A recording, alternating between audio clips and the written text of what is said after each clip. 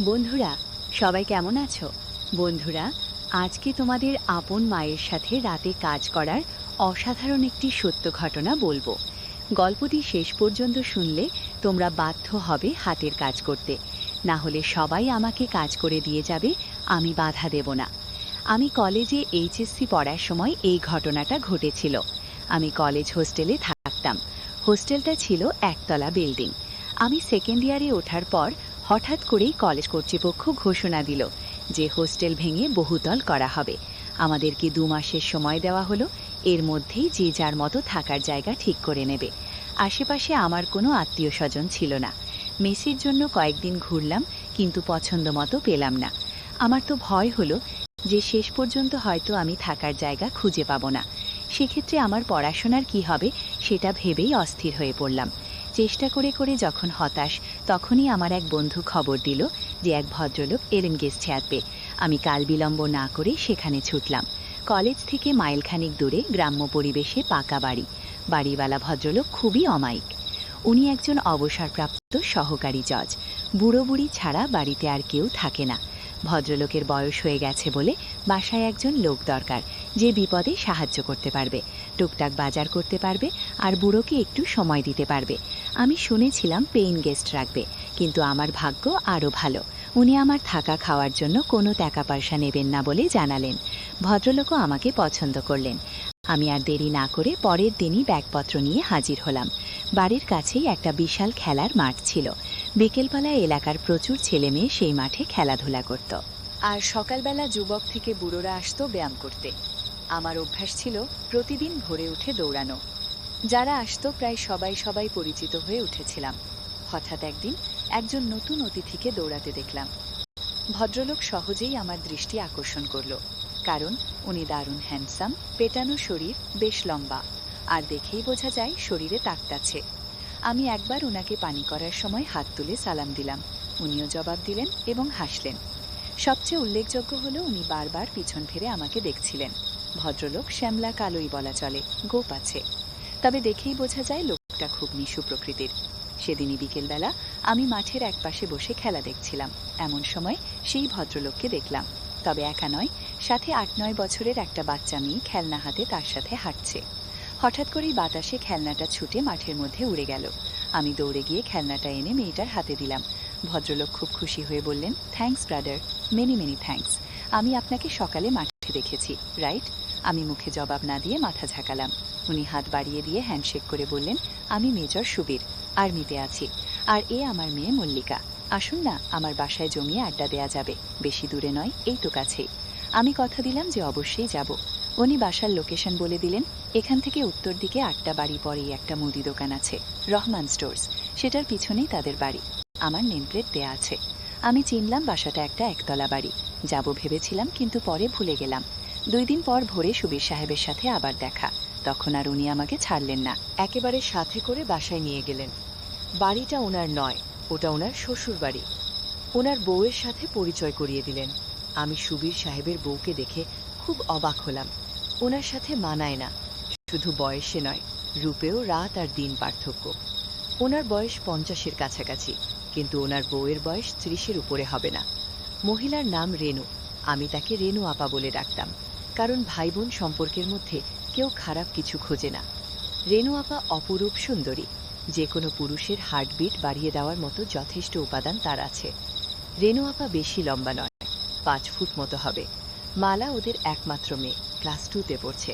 নাদুস noodles নরম তুলতুলে সে, তবে গায়ের রং ওর বাবার মতোই কালো, আর উচ্চতায় মায়ের মতো খাটো। তবে ঝকঝকে সাদা দাঁতের হাসিটা দারুণ, সেই সাথে ওর চেহারাটাও বেশ মিষ্টি। সুবীর সাহেব এতদিন মিশনে ছিলেন বলে রেনু আপা মানাকে নিয়ে বাপের বাড়িতেই আছেন। ওদের আন্তরিকতা আমাকে মুগ্ধ করল। একদিনের পরিচয় এই অনাত্মীয় শহরে মনে হলো এরা আমার কত কালের চেনা আত্মীয়। আমি বেশ খানিকক্ষণ গল্প করলাম। নাস্তা না করিয়ে ছাড়ল না। আমার ক্লাস ছিল, সেই জন্য তাড়াতাড়ি চলে আসতে হলো। তবে সুবীর সাহেব আমাকে দিয়ে প্রতিজ্ঞা করিয়ে নিলেন যে সম্ভব হলে প্রতিদিন একবার যেন ওনাদের সাথে দেখা করি। আমারও ভালো লেগে গেল। বিশেষ করে মেয়েদের আমার সব সময় ভালো লাগে। রেনু আপার মতো সুন্দরী আর মিশুক হলে তো কথাই নেই। সেদিনের পর থেকে রেনু আপার বাসায় যাওয়া আমার প্রতিদিনের ডিউটি হয়ে গেল। বিশেষ করে টিভি সিরিয়াল দেখার জন্য। তাছাড়া বিসিআর আছে, মাঝে মাঝে হিন্দি ছবিও দেখা হয়। ছুটি শেষে সুবীর সাহেব তার কর্মস্থলে ফিরে গেলেন। তবে আমার যাতায়াত বন্ধ হলো না। সাধারণত আমি রাত 9টার দিকে যেতাম টিভিতে নাটক দেখার জন্য। মালা ইতিমধ্যেই আমার সাংঘাতিক ভক্ত হয়ে গেছে। আমি গেলে আমাকে ছেড়ে নড়তেই চায় না। আর সাংঘাতিক গা ঘেঁষার স্বভাব মেয়েটার। যতক্ষণ থাকবো আমার কোলে বসে থাকবে, না হলে পিঠে ছাড়বে। আমি বেল বাজাতেই ছুটে এসে মালায় দরজা খুলে দেয়। আমি ঘরে ঢুকে সোফায় বসার সাথে সাথে আমার কাছে বসে গলা ধরে। আমিও ওকে কাছে টেনে ধরি। মালা শুধু খিলখিল করে হাসে। রেনু আপা মাঝে মাঝে আমাকে বিরক্ত না করার জন্য মালাকে বকা দেয়, কিন্তু আমি আপাকে ওকে বকতে মালা করি। এভাবেই আমাদের দিনগুলি কাটতে থাকে। আমি দিনে দিনে রেনু আপার পরিবারের একজন সদস্য হয়ে উঠি। মা মেয়ে দুজনের সাথেই আমার সময় গাঢ় হয়ে ওঠে। তবে আমি একজন নারীলোভী হলেও মালার সাথে আমার সম্পর্ক ছিল একেবারেই নির্ভেজাল, স্বাভাবিক। আমার মনে ওই বাচ্চা মেয়েটা সম্পর্কে কোনো খারাপ উদ্দেশ্য ছিল না। এমনকি রেনু আপা একটা আইটেম হলেও আমি তাকে খুবই সম্মানের চোখে দেখতাম। এক কথায় ওই পরিবারের সাথে আমি একেবারেই সুস্থ স্বাভাবিক একটা সম্পর্ক গড়ে তুলতে চেয়েছিলাম, কিন্তু আমার দুর্ভাগ্য আমাকে সেটা হতে দিল না। জানি না কেন আমি যেখানেই যাই সেখানেই কোনো মেয়ে মানুষের সাথেই আমার সম্পর্ক সঠিক পথে থাকে না। এখানেও থাকলো না। 4 মাস পরের কথা। তখন শীতকাল এসে গেছে। আমি সচরাচর বাসায় লুঙ্গি পরি এবং রেনু আপার বাসায়ও লুঙ্গি পরেই যাই। শীতের জন্য কয়েকদিন হলো গায়ে একটা চাদর জড়াচ্ছি। মালা যথারীতি আমার কোলে বসে এবং চাদরের ভিতরে ঢুকে পড়ে। মাঝে মধ্যে মালার নড়াচড়া এতটাই অস্বাভাবিক হয়ে পড়ে যে আমারটা গরম হয়ে ওঠে। কিন্তু আমি এই পরিবারের সাথে সম্পর্কটা নষ্ট করতে চাই না বলে খুব সাবধান থাকি, যাতে আমার দিক থেকে কোনো রকম দুর্বলতা প্রকাশ হয়ে না পড়ে। কিন্তু সবসময় মনে হয় আমরা যা চাই বিধাতা তা চান না। প্রকৃতপক্ষে সবই তো তার দখলে। একদিন আমি যথারীতি রেনু আপার বসায় গিয়ে ড্রয়িং রুমে টিভি ছেড়ে বসলাম। আপা রান্নাঘরে ব্যস্ত ছিল বলে আমাকে বসতে বলে চলে গেল। মালা পড়াশোনা করছিল। আধ ঘন্টা পরে মালা পড়া শেষ করে ড্রয়িং রুমে এলো। আমাকে দেখেই ছুটে এসে আমার 2 পাশে পা দিয়ে কোলে বসে গেল চাদর সরিয়ে। মালা কখনো বসে স্থির থাকে না, সেদিনও বেশিক্ষণ স্থির থাকল না। মিনিট 5 মধ্যেই ওর নড়াচড়া শুরু হয়ে গেল। তবে সেদিনের নড়াচড়ার পরিমাণটা ছিল বেশি। আমি বললাম, কি রে, অমন করছিস কেন? মালা বলল, আমার চুলকাচ্ছে। আমি বললাম, ঠিক আছে, তাহলে নিচে নেমে বস। কি আমার কথা শুনে মালা উঠে দাঁড়ালো, আর আমি আমার পা দুটি সরিয়ে মালা আমার 2 পায়ের মাঝে সোফার উপরে বসলো। কিন্তু মালা সম্ভবত বুঝতে পেরেছিল যে সোফার মাঝখানে মোটা দড়ির মতো কিছু একটা আছে। আমি ওটাকে থামানোর যথাসাধ্য চেষ্টা করলাম, কিন্তু পারলাম না। ওর কানের কাছে ফিসফিস করে ধমকে উঠলাম, এই মালা, কি হচ্ছে, সব ছাড় বলছি। কি মালা তখন বলল, ছাড়বো না। তুমি শক্ত বানালে কেন? ছাড়বো না, কি করবে? আমি এবারে অন্য পথ চেষ্টা করলাম। বললাম, আপা দেখলে কিন্তু জবাই করে ফেলবে। মালা হেসে বলল, মামুনি রান্নাঘরে তোমার জন্য পোলাও মাংস রাখছে, এদিকে আসবে না গিয়ে। আমি বললাম, তবু এসব ভালো না, লক্ষ্মী মামুনি ছাড়ো। মালা আরও জোরে ধরে বলল, না, ছাড়বো না, আমার ধরে থাকতে ভালো লাগতেছে। আমার ধৈর্যের বাঁধ ভেঙে গেল, মাথার মধ্যে গোলমাল হয়ে গেল, আমার হিতাহিত জ্ঞান লোপ পেয়ে গেল। আমি স্থানকাল পাত্র সব ভুলে গেলাম। আমি ফিসফিস করে বললাম, দেখ, তুই যদি আমারটা না ছাড়িস আমি কিন্তু তোরটা ধরবো। 1 সেকেন্ডও দেরি না করে মালা আমার চোখে চোখ রেখে হাসতে হাসতে বলে দিল, ধরো না, ধরো। আমি কি মানা করেছি নাকি? একেবারেই বাচ্চা একটা মেয়ে, যার কিনা সন্ধিক্ষণে পৌঁছানো এখনো অনেক বাকি, তার এরকম কাজ দেখে আমার টাস্কি লেগে গেল। একটু পর রেনু আপা এলো। আমি ভয় পেয়ে হাত সরিয়ে নিলেও মালা ছাড়ল না। যেহেতু আমাদের পুরো শরীর চাদরে ঢাকা ছিল, আপা কিছুই বুঝতে পারল না। আপা আমার জন্য গরম গরম খাবার তৈরি করে এনেছিল। আমার সামনে টি টেবিলে সেগুলি রাখতে লাগলো। নিচু টি টেবিলে খাবার রাখার জন্য আপাকে আমার সামনে অনেকখানি নুয়ে পড়তে হচ্ছিল। ওই দৃশ্য চোখে পড়ার সাথে সাথে আমার কেমন যেন অনুভূতি হলো। আমার চোখ সরাতে চেষ্টা করলাম, কিন্তু আমার অবাধ্য চোখ বারবার ঘুরে ফিরে চুম্বকের মতো ওদিকেই আটকে যাচ্ছিল। ভয় হচ্ছিল বাই চান্স আপা যদি বুঝতে পারে তাহলে হয়তো ভীষণ রাগ করবে আর আমি অনেক কিছু থেকে বঞ্চিত হব। কিন্তু সৌভাগ্যক্রমে সেসব কিছু হলো না। আমি মালাকে নামিয়ে পাশে বসিয়ে দিলাম আর আপার আনা খাবার খেতে শুরু করলাম। শুক্রবার আমাদের কলেজ বন্ধ থাকে। প্রতি শুক্রবারই সকালে আমি রেনু আপার বাসায় যাই টিভিতে প্রোগ্রাম দেখার জন্য। সেদিনও ছিল শুক্রবার। আপা আমার জন্য চা করে নিয়ে এলো। আমি সোফায় বসা, আপা হামা দিয়ে টেবিলে চা রাখলো। সেদিন আপা সালোয়ার কামিজ পরেছিল। যখন আপা চায়ের কাপ রাখতে গেল, তা দেখে আমার হার্টবিট বেড়ে গেল। আমি চা খেয়ে টিভি দেখতে লাগলাম। একটা সুন্দর ছবি হচ্ছিল। 11টার দিকে আপা নিজের কাপড় চোপড় নিয়ে ঘর থেকে বেরিয়ে গেল। সম্ভবত গোসল করার জন্য গেল। আমার গায়ে চাদর ছিল না, এজন্য মালা এতক্ষণ বেশি সুবিধা করতে পারছিল না। এবার মালা তার কাজ শুরু করে দিল। আমার কৌতূহল চেপে রাখতে না পেরে আমি জানতে চাইলাম ও এইসব কোথা থেকে শিখেছে। মালা প্রথমে আমাকে কসম খাইয়ে নিল যে আমি কাউকে এটা বলবো না। পরে বলল টিভিতে দেখে শিখেছে। আমি বললাম মানে? মালা বলল বাবা ছুটিতে আসার সময় ভিডিও ক্যাসেট নিয়ে আসে। অনেক রাতে ওরা যখন মনে করে আমি ঘুমাই গেছি, তখন সেই ভিডিও দেখে। কিন্তু আসলে তো আমি ঘুমাই না, চুরি করে দেখি কেমন করে এসব কাজ করতে হয়। রেনু আপা চলে আসাতে আমরা চুপ মেরে গেলাম। মালা উঠে বাইরে চলে গেল। আমি টিভিতে মনোযোগ দিলাম। আমি যেখানে বসেছিলাম সেখান থেকে রেনু আপার ড্রেসিং টেবিল আড়ালে হলেও ড্রেসিং টেবিলের সামনে কেউ দাঁড়ালে সরাসরি তাকে দেখা না গেলেও আয়নার মধ্যে তাকে পরিষ্কার দেখা যায়। আমিও দেখতে পাচ্ছিলাম, চাইছিলাম ওদিকে তাকাবো না, কিন্তু অবাধ্য চোখ বারবার ঘুরে ঘুরে ওদিকে চলে যাচ্ছিল। আপা টেবিলের উপরে পা তুলে দিয়ে লোশন মাখল। হঠাৎ আমার বুকটা এমনভাবে ধরফর করতে লাগলো যে মনে হলো হিট পিনটা না বাইরে বের হয়ে যায়। কারণ রেনু আপা তার সব হঠাৎ আমার মাথার মধ্যে বিজলি খেলে গেল। মালার বলা কথাগুলো মনে পড়ে গেল। আমি রেনু আপার কার্যকলাপের মধ্যে পরিষ্কারভাবে অন্য কিছুর স্বাদ পেলাম। আর তার টার্গেট আর কেউ নয়, আমি।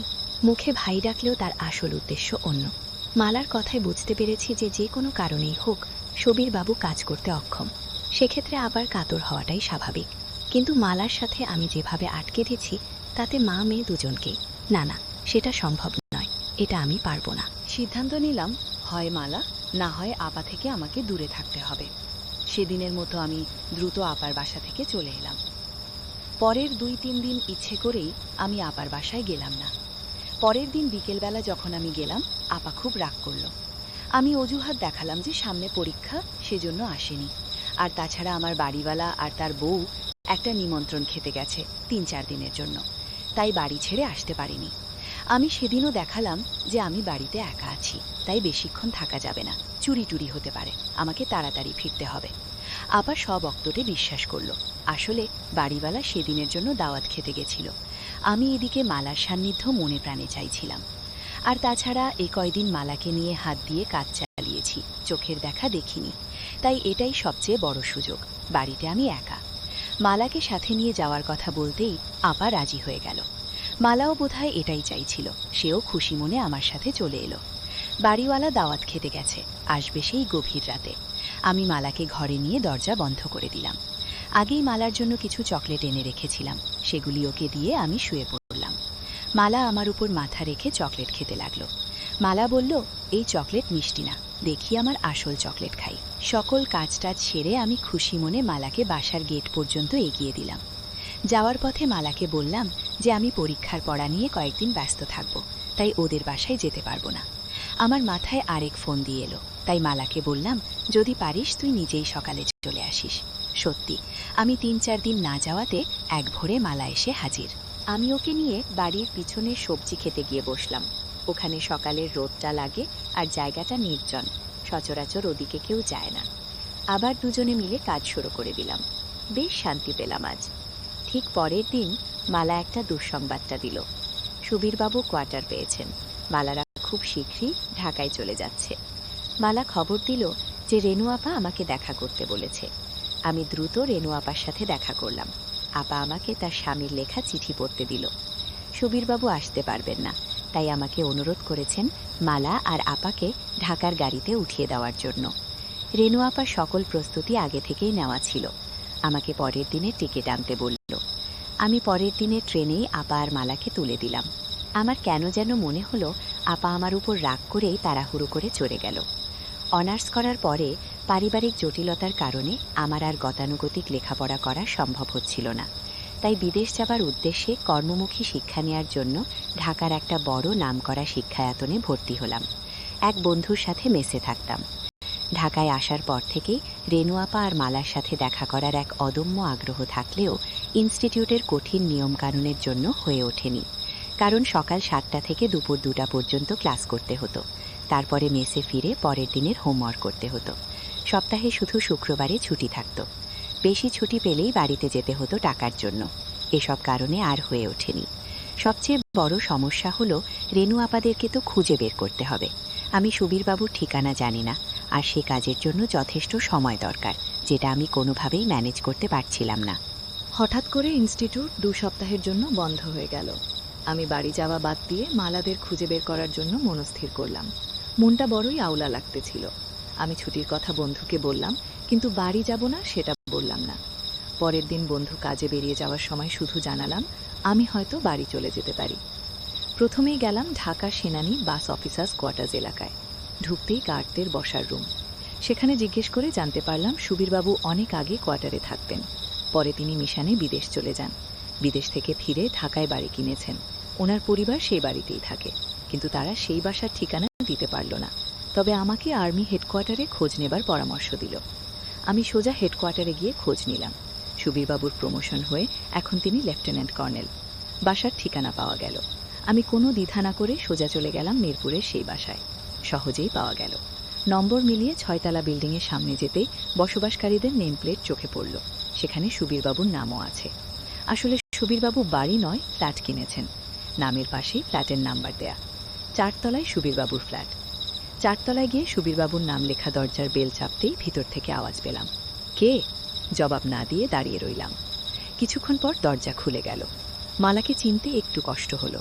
রাস্তায় দেখলে চিনতে পারতাম না। চেহারার আদলটা আছে, আর সবকিছু পাল্টে গেছে। বেশ লম্বা আর একটু মোটা হয়েছে মালা। আমাকে দেখেই চোখ কপালে তুলে একটা চিৎকার দিল, ও মামুনি, দেখো কে আসছে। রেনু আপা ছুটে এলো। আমাকে দেখেই কাছে টেনে নিল। বাসায় ঢোকার পর একটু অভিমান, একটু রাগ, কেন আসিনি, কেন খবর রাখিনি, এইসব চলল অনেকক্ষণ ধরে। বিকেলে সুবীরবাবু ফিরেও একচোট বকা দিলেন, কিন্তু আদরের সীমা নেই যেন। জামাই আদর। আপা আমাকে কি কি রান্না করে খাওয়াবে সেটা নিয়ে ব্যস্ত হয়ে গেল। বিকেলবেলা আপা আর্মিদের বউদের নাকি একটা ক্লাব আছে, সেখানে চলে গেল। পরে মালা আমাকে বলল আপা ফিরবে সন্ধ্যার পর।